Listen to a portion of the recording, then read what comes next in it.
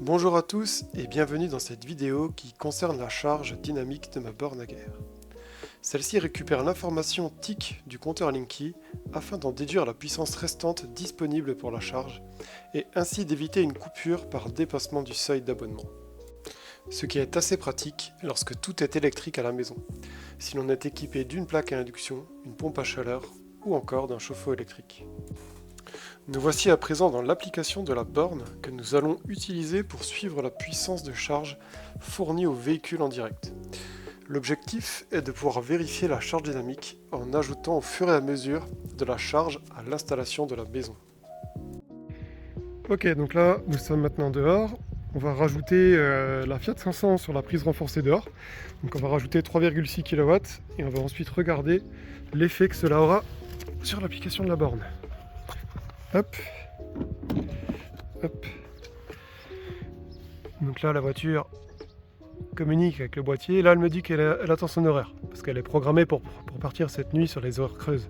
Là, nous sommes en journée, parce que c'est plus facile pour filmer. Ça, il fait un peu plus clair. Alors c'est parti, on appuie sur le bouton pour la faire charger. Voilà, donc là, elle est en charge. On retourne sur l'application. On se retrouve dans l'application, on peut voir que ça n'a pas réellement bougé. Donc ce qu'on va faire, c'est qu'on va aller voir le Linky, voir ce qui passe et combien on peut rajouter pour enfin faire moduler cette borne. Nous voici devant le compteur Linky. Il nous indique une puissance soutirée d'environ 11 443 VA.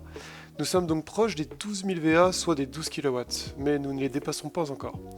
Je vais donc ajouter encore de la charge à l'installation afin de faire moduler la borne.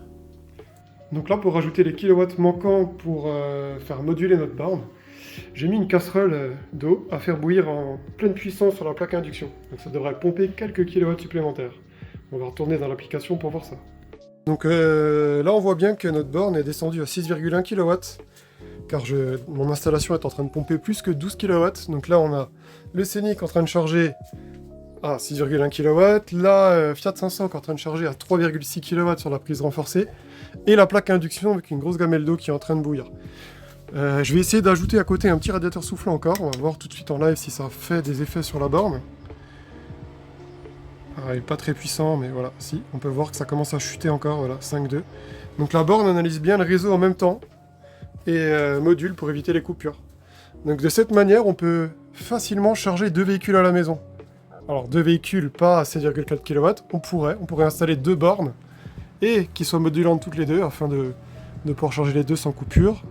Mais là, dans mon cas, vu que j'ai une petite et une grosse voiture, donc une petite batterie et une grosse batterie, une borne et une prise renforcée peuvent cohabiter sans souci, de cette manière, en plus de toute la puissance que l'installation pourra tirer.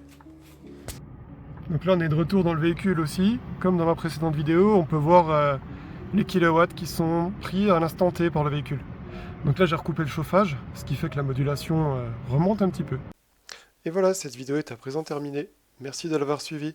N'hésitez pas à mettre un commentaire ou un j'aime si vous avez apprécié.